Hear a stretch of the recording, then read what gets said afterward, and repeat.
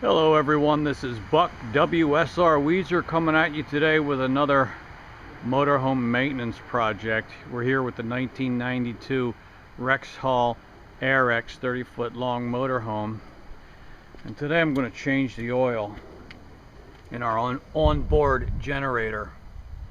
We've got the Generac NP-52G RV generator, 5.2 kilowatts, and need to change the oil. Here's what we're going to be using: our oil drain pan, some rags, 11/16 inch wrench, channel locks, a marker, little clamp, a funnel, a couple of quarts of clean oil. So the first step in this process will be to drain out the old oil. I've put a towel down here because there's going to be a little bit of spillage inevitably when we take down this oil filter. Now the drain tube actually is right here and it clips in place. A little bit hard to get out with the filter there, but I think I can pull it under here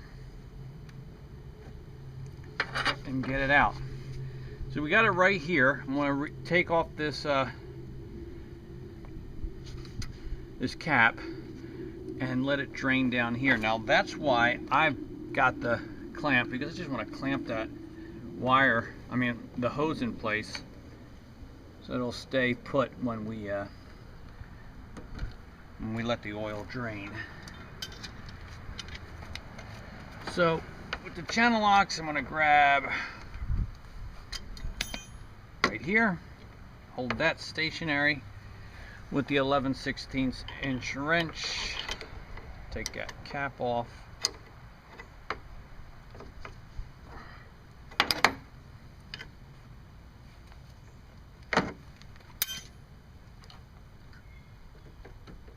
Clip that hose there in place. Drain pan down below.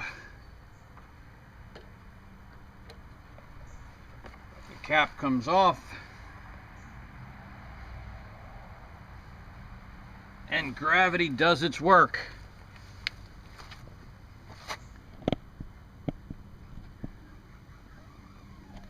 Not draining out too particularly fast, is it? But I'll take off the cap here for the fill and move that aside. Place those over here. Now here's how I keep track of when I do the oil changes. I take the old box from the previous filter, and here's a new one. Here's the old box. We're going with this takes the Fram PH3614 filter. Here's the box from when I changed it last, and on that box I write the date, March 15th of 2016. So it's been about 15 months, and it was at 465.4 hours on the hour counter, which is located on the dashboard. So I like to keep track of my oil changes that way, and then I'll just write today's information, today's date, on this box, and I'll throw it in the glove compartment. Sometimes I actually write that information also on the oil filter itself. I think I'll do that as well. So today's date is June 27th, 2017. The hour meter is at 490.1. So I'm going to save that information on this box, throw it in the glove compartment. Let's write the same information on the oil filter. Today's date, 6/27/17, and hours, 490.1. I'm going to let this drain as long as it takes because I like to get as much of the old stuff out as possible. I'll probably pause the video at some point because you don't need to watch that. But I like to fill up the new filter with clean oil so that it's already filled with oil when we fire it up again. So I can do that right now. I'm going with Pennzoil 20W50. The information right up here calls for 10W30, but I'm going with something a little bit thicker this time, and the reason for that is I'm taking a trip to Florida in July, and so this thing's going to be running in some really hot temperatures. Florida in July is pretty hot, so I want to go with something a little bit thicker. Plus, to be honest, this is what I have on hand.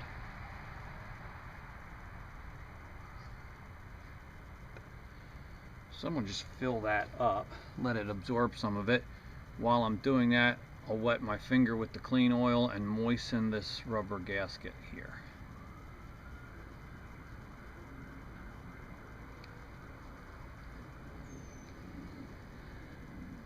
You can actually add a little bit more, because the element tends to absorb some of it. And I don't have to worry about it spilling out when I screw on this new filter, because as you can see on this other one, it screws up from below, so it'll always be in this position, and we're not going to spill any that way. Alright, so let's give this old oil all of the time that it needs to drain. I'll pause the camera and come back and show you how we take down the oil filter. Yeah. All right, so we have successfully drained the oil. It's pretty much all it's going to be coming out. So let's resume with our oil change. Unclamp the hose, which was being held in place. I'll put the cap back on.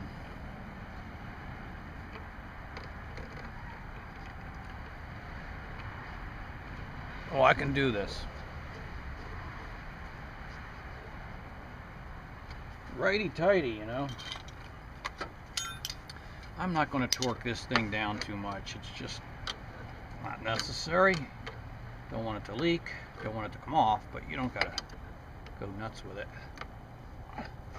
That's all it takes. Now, before I tuck that back under there, I'm just going to leave it hanging here. And we'll take the filter down. I often use channel locks for these. Grab it a little bit better. Righty-tighty, lefty-loosey. I always get confused though because it's hanging upside down. I imagine myself laying on my back. Alright, I think I got this. See if I can get it down.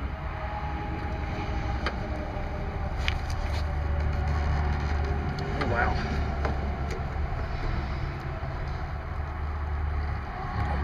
Wow. I'm struggling. I'm denting that thing and it's not turning.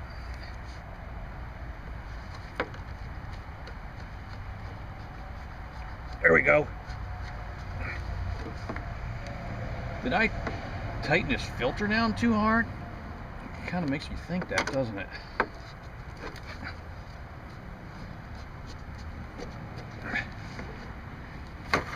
It's a little hard to get a grip on it.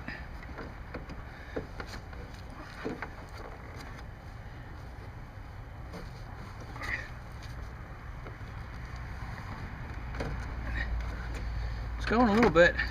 I'm not making it look real easy, am I? I think I made the mistake of just putting this on too tight.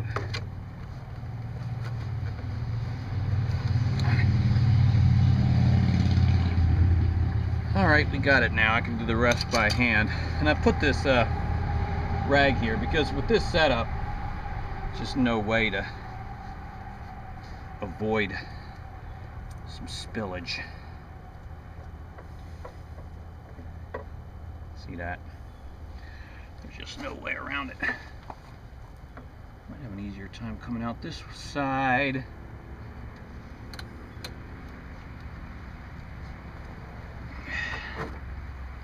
And we'll dump it, put it in our tray. See a little bit of that oil leaking out from the top. The oil's dirtier than I expected. You know, so it was from 465 to 490, so is that 25 hours? So yeah, I'm glad to be changing this. I like putting I like having nice clean oil in my stuff.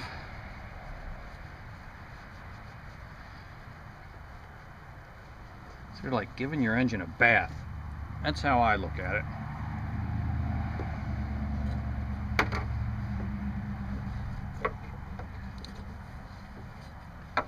All right, hope you can see that. Putting the new filter on. Spins on up. Gasket makes contact. Let's turn it maybe another 180 degrees. As you know, I have a tendency to over tighten it. Will not be using the wrench to tighten it, just hand tight. And that's all there is to that. Oh, you know what? I forgot to put my drain pipe back in place. I can sneak it under the filter, back up, and clip it in there. Alright, what remains? To fill the crankcase with clean oil. That's what remains. And I'm going to do that right here. I cannot remember the capacity. I've got the manual, I could look it up. Or we can just use the dipstick to tell us if it's full.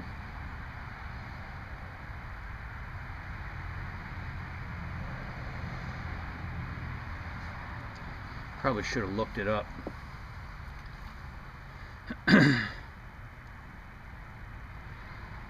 And I guess I could still do that.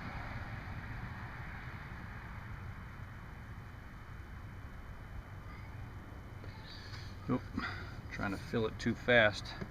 Starting to come out down here.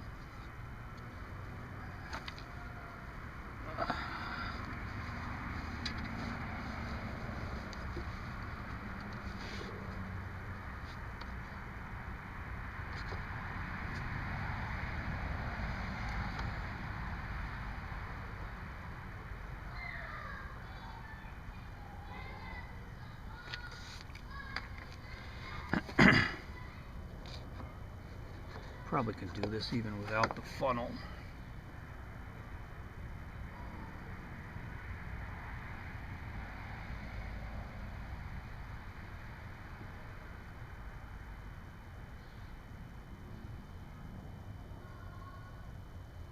Again, I'm using the sticker oil 2050.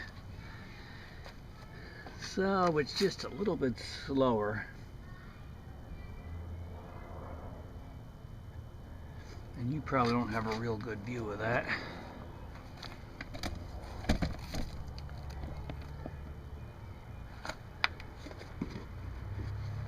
And there's not a whole lot I can do for you. But you get the idea.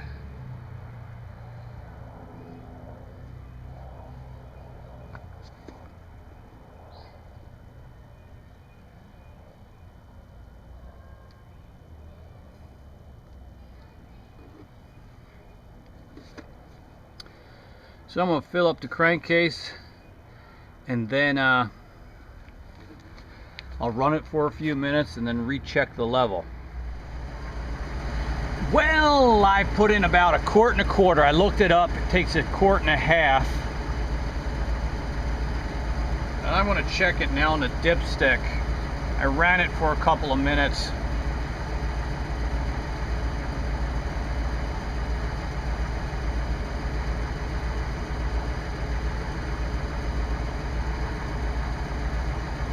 And we're just a little bit below the full mark. So let's add just a little bit more here.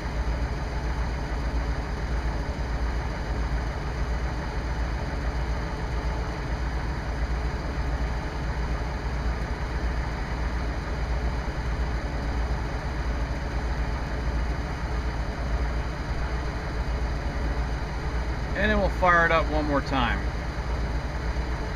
and call this project complete.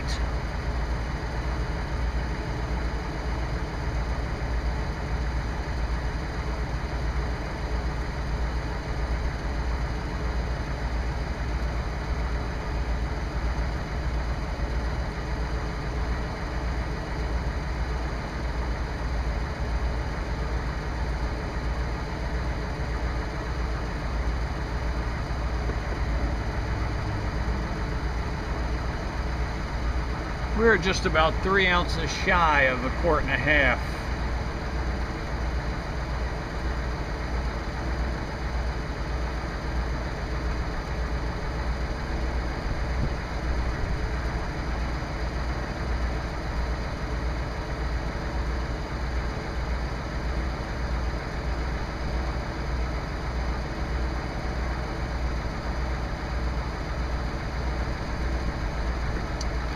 All right.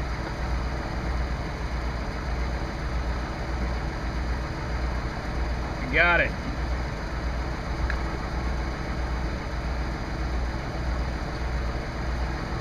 So yeah, let's fire it up. See if it'll run. We can start it from out here. I also have a remote starter, stop switch on the dash.